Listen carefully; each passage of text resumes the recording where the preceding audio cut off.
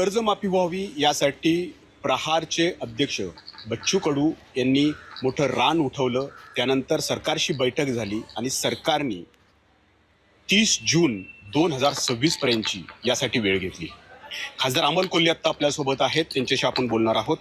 काय दिसतंय तुम्हाला या सगळ्या बैठकीनंतर आणि जे वेळ दिलेली आहे त्याबद्दल? मान्य बच्चू भाऊंनी हे खूप व्यवस्थित खरं तर शेतकऱ्यांचा जो मुद्दा हा लावून धरला होता, रान उठवलं होतं, परंतु जो निर्णय त्यातून आलाय हे पाहता मान्य बच्चू भाऊंची यामध्ये फसवणूक केली आहे का आणि बळीराजाच्या तोंडाला पुन्हा सरकारनं पानं पुसलीत का हाच प्रश्न निर्माण होतो. कारण निवडणुकीच्या आधी सुद्धा जर निवडणुकीची सगळी भाषणं काढली तर या निवडणुकीच्या भाषणांमध्ये सत्ताधारी पक्षाच्या लोकांनी पूर्णपणे कर्जमाफीचं आश्वासन दिलं. शेतकऱ्यांनी त्यावर विश्वास ठेवला.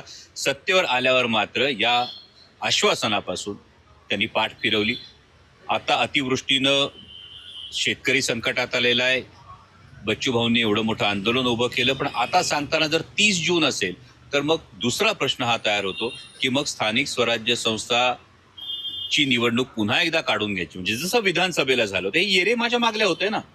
विधानसभेच्या आधी तुम्ही सांगितलं होतं की आम्ही कर्जमाफी करू. आता स्थानिक स्वराज्य संस्थांच्या आधी तुम्ही तेच सांगताय की आम्ही 30 जूनला हे करू, पण त्यामध्ये गरीब शेतकरी, श्रीमंत शेतकरी अशी वर्गवारी तुम्ही करणार, तुम्ही पुन्हा अभ्यास करणार, तुम्ही पुन्हा निकष लावणार. आणि सरकारचे निकष काय असतात? अकोला जिल्ह्यातल्या आपल्याच माध्यमातून मी परवा बातमी पाहिली की पीक विमा योजनेचं 1 रुपया, 3.25 रुपये, 5 रुपये असा मोबदला पीक विम्याचा शेतकऱ्याला मिळाला. ही जी थट्टा होते वारंवार शेतकऱ्याला हे जे गृहीत धरलं जाते, त्यामुळं या सरकारच्या या धोरणाविषयी माझ्या मनात पूर्णपणे प्रश्नचिन्हच आहे की हाच प्रश्न आहे. कारण बच्चू भाऊंनी जे आंदोलन सुरू केलं त्यात अनेक शेतकरी उतरलेले होते. त्यांनी रस्त्यावर उतरले, अगदी रेल्वे ट्रॅक या ठिकाणी अडवला. बच्चू कडूंवरती खूप मोठा विश्वास या ठिकाणी त्यांनी टाकला. त्या विश्वासाचं काय? उद्या त्या सगळ्या शेतकऱ्यांवरती गुन्हे दाखल होण्याची पण शक्यता आहे, कारण त्यांनी ज्या पद्धतीने केलं. मग त्या विश्वासाचं काय आणि शेतकऱ्यांचं काय होणार आता?